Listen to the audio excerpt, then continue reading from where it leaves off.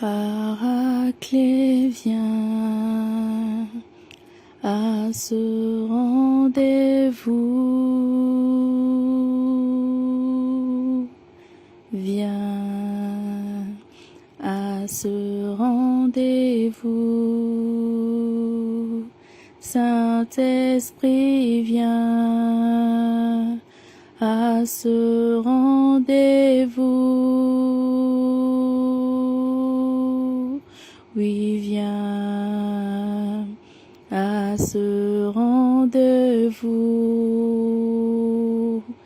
Paraclet, viens à ce rendez-vous. Oui, viens à ce rendez-vous. Oh oui, Saint-Esprit, oui, Papa, viens à ce rendez-vous. Paraclet, Esprit de Jésus-Christ, nous avons besoin de toi. Viens, Saint-Esprit, viens prendre le contrôle de ce rendez-vous.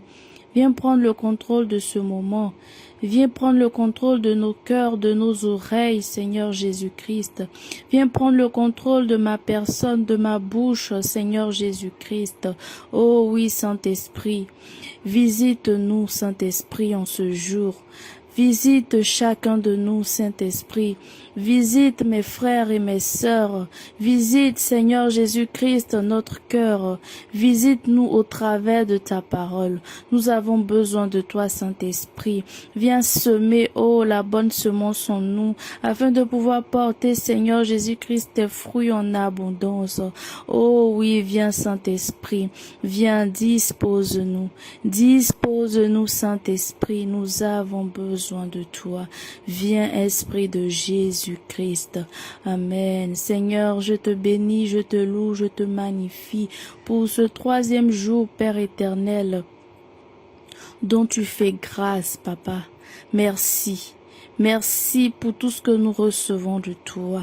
Merci pour ta fidélité. Que toute la gloire, Seigneur, te revienne.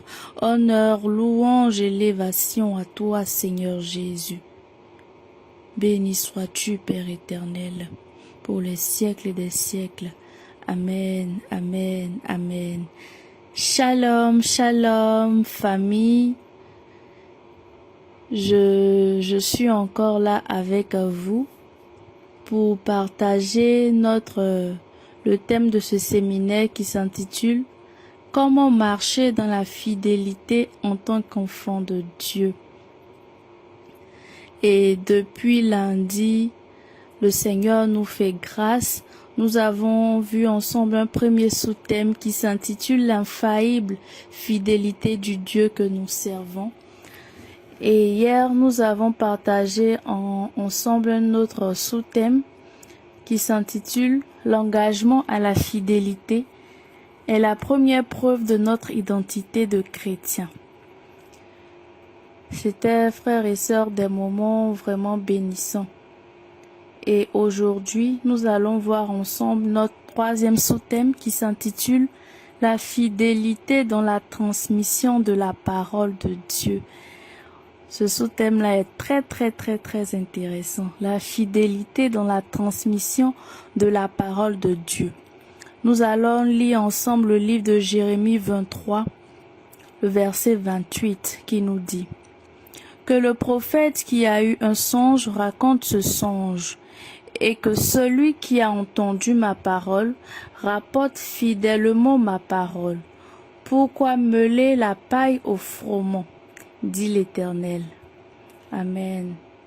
Frères et sœurs, nous, en tant que chrétiens, nous savons tous l'importance, la place de la parole de Dieu dans notre vie, dans notre cheminement à la suite de Christ. Nous savons à quel point la parole est la base, est très importante. Le psaume 119, le verset 105 nous dit « Ta parole est une lampe à mes pieds et une lumière sur mon sentier. » C'est la parole de Dieu qui nous oriente, qui nous dirige, qui nous guide, frères et sœurs. Le même livre de 2 Timothée, le livre de 2 Timothée 3, le verset 15 à 17 nous dit: Dès ton enfance, tu connais les saintes lettres qui peuvent te rendre sage à salut par la foi en Jésus-Christ. Toute écriture est inspirée de Dieu et utile pour enseigner, pour convaincre, pour corriger, pour instruire dans la justice, afin que l'homme de Dieu soit accompli et propre à toute bonne œuvre. Amen. Amen. C'est ça la parole de Dieu, frères et sœurs. La parole de Dieu nous dit que toute écriture est inspirée de Dieu et utile pour enseigner, pour convaincre, pour corriger, pour instruire. Donc nous voyons l'ampleur de l'importance de la parole de Dieu dans notre vie. Et le Seigneur nous fait grâce dans cette famille-là de pouvoir avoir un programme de méditation, un programme de lecture de la parole, afin de pouvoir découvrir les saintes écritures, afin de pouvoir les comprendre, afin de pouvoir les appliquer, de pouvoir les mettre en pratique. C'est vraiment très enrichissant pour nous, tous ces programmes que nous avons dans cette famille. Donc, comme le livre de Jérémie nous disait, frères et sœurs, que celui qui a entendu ma parole rapporte fidèlement ma parole. Frères et sœurs, la parole de Dieu doit être transmise fidèlement. La parole de Dieu doit être partagée fidèlement. La Bible nous dit: celui qui a entendu ma parole rapporte fidèlement ma parole.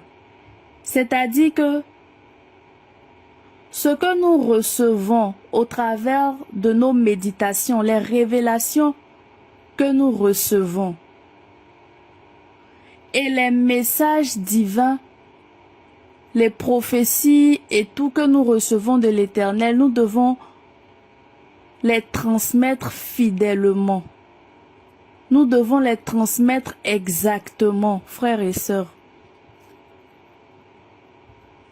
Le livre de 2 Corinthiens 2, le chapitre 2, le verset 17 nous dit: Car nous ne falsifions point la parole de Dieu comme font plusieurs, mais c'est avec sincérité. Mais c'est de la part de Dieu que nous parlons en Christ devant Dieu. Nous ne falsifions point la parole de Dieu. Falsifier la parole de Dieu, c'est quand quelque chose est falsifié, c'est quelque chose qui est faux, c'est quelque chose qui n'est pas correct. Mais ici, le verset nous dit: nous ne devons pas falsifier la parole de Dieu, mais nous devons la transmettre avec sincérité. Parce que c'est de la part de Dieu que nous parlons, c'est au travers de la part de Dieu que nous parlons en Christ devant Dieu. Frères et sœurs, dans tous nos échanges avec nos frères et sœurs, dans nos partages et tout, nous devons transmettre cette parole-là. Nous devons transmettre la parole de Dieu fidèlement. Nous ne devons pas tenir compte, nous ne devons pas embellir la parole, ou bien en fonction de la personne qui se trouve devant nous, ou bien en fonction de la personne avec qui nous échangeons. Nous allons changer les saintes écritures, non. Ou bien nous allons essayer de camoufler pour pouvoir faire plaisir peut-être à quelqu'un, non. En tant que chrétiens, nous ne devons pas falsifier la parole de Dieu. Nous devons la transmettre avec sincérité, de tout notre cœur, de manière sincère, de manière profonde. Le livre de Matthieu 28, le chapitre 28, les versets 19 à 20 nous dit: Allez, faites de toutes les nations des disciples, les baptisant au nom du Père, du Fils et du Saint-Esprit, et enseignez-leur à observer tout ce que je vous ai prescrit. Et voici, je suis avec vous tous les jours jusqu'à la fin du monde. La parole nous dit: et enseignez-leur à observer tout ce que je vous ai prescrit. C'est-à-dire que nous devons transmettre encore fidèlement la parole de Dieu. Ce verset vient appuyer le fait que nous devons transmettre la parole de Dieu comme nous l'avons vu, comme nous l'avons entendu. Le livre de 2 Corinthiens, le chapitre 4, le verset 2 nous dit: Nous rejetons les choses honteuses qui se font en secret. Nous n'avons point une conduite astucieuse et nous n'altérons point la parole de Dieu. Mais en publiant la vérité, nous nous recommandons à toute conscience d'homme devant Dieu. Amen. Nous n'altérons point la parole de Dieu. Mais en publiant la vérité, nous nous recommandons à toute conscience d'homme devant Dieu. Ce verset vient appuyer le verset de 2 Corinthiens 2, 17 qui nous invite à ne pas falsifier la parole de Dieu. Proverbe 14, le verset 5 nous dit: Un témoin fidèle ne ment pas, mais un faux témoin dit des mensonges. Un témoin fidèle ne ment pas. Hier, nous avons vu ensemble que qui dit chrétien dit fidèle. Donc, en tant que chrétien, en tant que fidèle, nous sommes appelés à ne pas mentir, à ne pas dire de mensonges, surtout concernant les Écritures. Le livre de Actes, le chapitre 1, verset 8 nous dit: Mais vous recevez une puissance, le Saint-Esprit survenant sur vous, et vous serez mes témoins à Jérusalem, dans toute la Judée, dans la Samarie et jusqu'aux extrémités de la terre. Au travers de ce verset, nous voyons que dès que nous avons reçu le Saint-Esprit, nous sommes tous témoins de Jésus. Un témoin, c'est celui qui raconte ce qu'il a vu, ce à quoi il a assisté exactement. C'est ça un témoin. 1 Jean 1, 1 nous dit: Ce qui était dès le commencement, ce que nous avons entendu, ce que nous avons vu de nos yeux, ce que nous avons contemplé et que nos mains ont touché concernant la parole de vie. Amen. Frères et sœurs, pour nous qui n'avons pas vu Jésus, nous sommes témoins de quoi? Comment nous témoignons de Jésus? Nous nous basons sur quoi? Pour nous qui n'avons pas vu Jésus, on témoigne de Jésus qui nous est révélé au travers de sa parole. On témoigne de ce Jésus-là qui nous est révélé dans les Saintes Écritures. On témoigne de ce que Dieu a accompli avant, hier. On témoigne par notre foi de ce que Dieu fera encore, c'est-à-dire ce qu'il fera demain. On croit et on espère en lui. Apocalypse 1, le verset 5 nous dit: Et de la part de Jésus-Christ, le témoin fidèle, le premier-né des morts et le prince des rois de la terre, à celui qui nous aime, qui nous a délivrés de nos péchés par son sang. Frères et sœurs, ce verset dit que Jésus-Christ est témoin fidèle de Dieu. Et nous, chrétiens, à notre tour, nous devons être des fidèles des témoins fidèles du Christ. Apocalypse 3,14 nous dit la même chose. Écrit à l'ange de l'église de Laodicée, voici ce que dit l'Amen, le témoin fidèle et véritable, le commencement de la création de Dieu. On nous dit ici que Jésus est le témoin fidèle et véritable. C'est le témoin de Dieu. Et nous sommes en Christ. Donc nous sommes témoins fidèles aussi de Christ. Ce verset relève le fait que celui qui est le témoin le plus fidèle, c'est celui qui dit « Je suis ». Le chemin, la vérité et la vie, c'est l'Éternel. C'est lui le témoin le plus fidèle. Et étant en Christ et Christ en nous, nous aussi nous devons être ces témoins fidèles de sa parole. Frères et sœurs,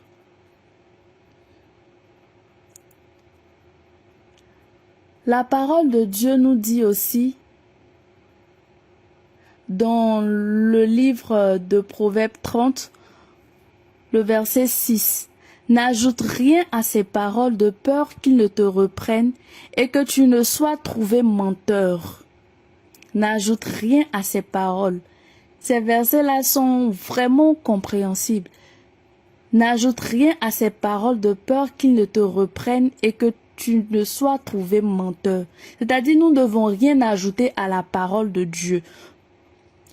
Apocalypse 22, versets 18 à 19 nous dit « Je le déclare à quiconque entend les paroles de la prophétie de ce livre. Si quelqu'un y ajoute quelque chose, Dieu le frappera des fléaux décrits dans ce livre. Et si quelqu'un retranche quelque chose de ces paroles, des paroles du livre de cette prophétie, Dieu retranchera sa part de l'arbre de la vie et de la ville sainte décrit dans ce livre. » Le Seigneur veut qu'on ne touche pas à sa parole. On ne doit rien rajouter, on ne doit rien enlever à sa parole. On a vu en haut que toute écriture est inspirée de Dieu. Donc nous n'avons pas en tant qu'humains à ajouter quelque chose ou à retrancher quelque chose de la parole de Dieu. Sinon nous voyons les conséquences, ce à quoi nous nous exposons, frères et sœurs. Voilà pourquoi lorsque nous méditons, nous invitons le Saint-Esprit afin de prendre le contrôle, afin que lui-même il nous fait part des révélations, que ce ne soit pas notre simple intelligence, mais que nous soyons conduits par le Saint-Esprit afin d'être dans la vérité, frères et sœurs. Voilà l'importance de méditer avec le Saint-Esprit. Deutéronome 4, versets 1 à 2 nous dit « Maintenant, Israël, écoute les lois et les ordonnances que je vous enseigne. Mettez-les en pratique afin que vous viviez et que vous entrez en possession du bien du pays que vous donne l'Éternel, le Dieu de vos pères. Vous n'ajouterez rien à ce que je vous prescris et vous n'en retrancherez rien. Mais vous observerez les commandements de l'Éternel votre Dieu tels que je vous les prescris. » Donc le livre de Deutéronome aussi nous aide à voir encore plus clair dans l'importance de transmettre fidèlement la parole de Dieu. Dieu nous fait savoir ici dans ce verset que nous ne devons rien rajouter à ce qu'il nous a prescrit, à tous ses commandements, et nous devons rien retrancher à cela. Donc ce verset vient appuyer le fait que nous devons transmettre fidèlement la parole de Dieu. Frères et sœurs, nous allons lire ensemble Proverbe 13, le verset 17 qui nous dit « Un envoyé méchant tombe dans le malheur, mais un messager fidèle apporte la guérison. » Amen. Un messager fidèle apporte la guérison. Frères et sœurs, lorsqu'on est fidèle et sincère dans notre marche à la suite de Christ, lorsque nous échangeons avec nos frères et sœurs, lorsque nous partageons ensemble des versets bibliques, lorsqu'on est fidèle et sincère, nous apportons autour de nous la restauration, la consolation.